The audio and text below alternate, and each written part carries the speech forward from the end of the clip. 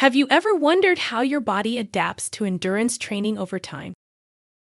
How, with each workout, your muscles seem to get stronger, your stamina improves, and your fatigue tolerance increases? The answer lies in a fascinating protein called PGC-1 alpha. While it may not have the catchiest name, this molecular switch plays a crucial role in how your muscles respond to aerobic exercise over the long term.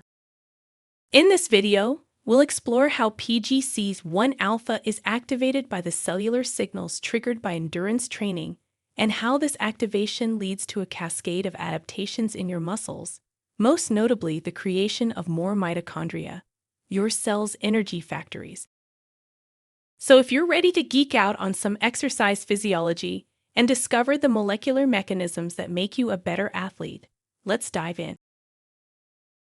Like a switch, PGC-1 alpha must first be activated.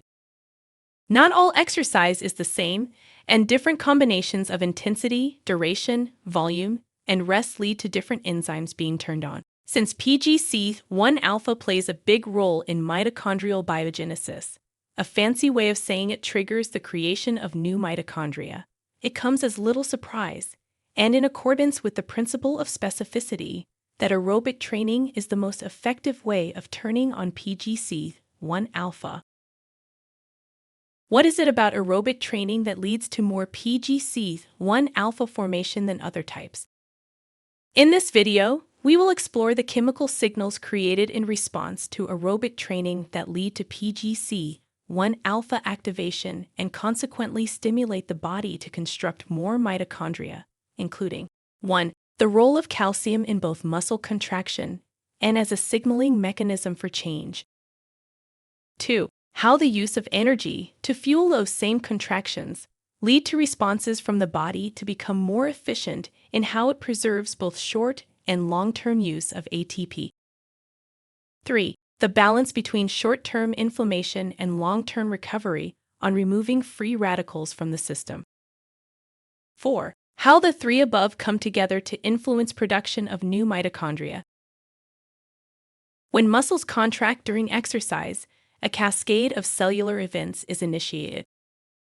First, there's an increase in calcium levels. Calcium is the mineral necessary to initiate muscle contraction, as it binds with troponin to expose the binding sites on actin filaments, allowing myosin to form cross bridges and generate force.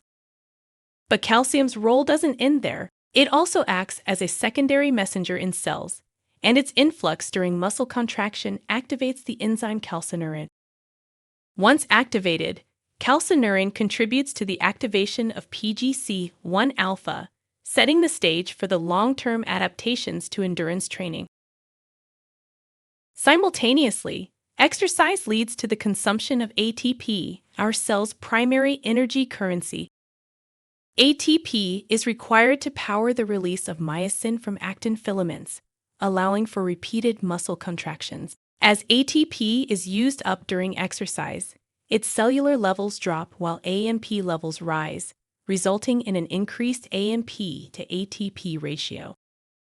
This shift in energy balance is detected by an enzyme called AMP-activated protein kinase. Once activated, AMPK acts as a cellular energy sensor and regulator, working to restore energy homeostasis. Importantly, AMPK activation also triggers signaling pathways that lead to the activation of PGC-1 alpha, further amplifying the endurance adaptation process. Exercise increases the production of free radicals, also known as reactive oxygen species. While often vilified in controlled amounts, reactive oxygen species play crucial roles in cell signaling.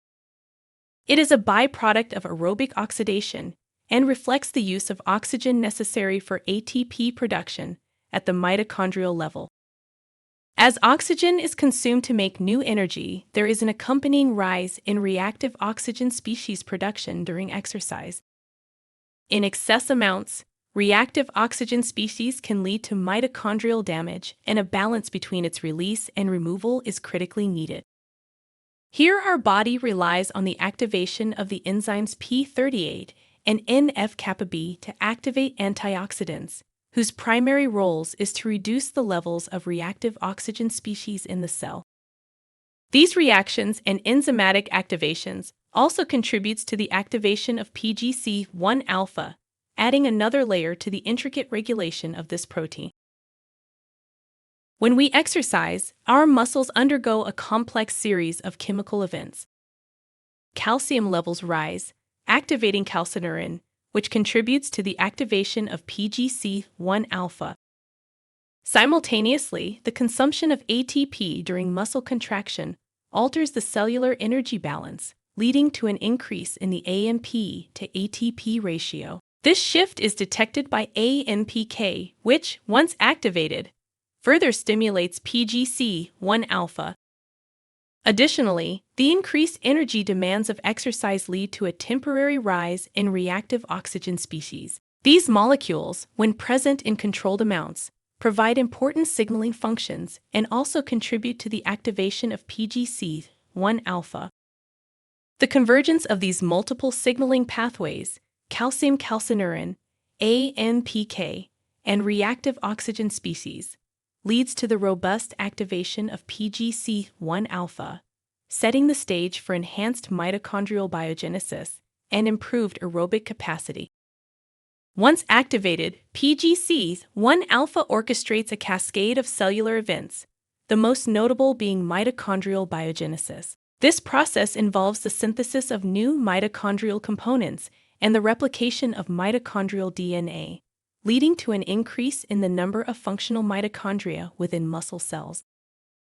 As mitochondria are the primary sites of aerobic energy production, an increase in their number and density directly enhances the muscle's capacity for oxidative metabolism and endurance performance.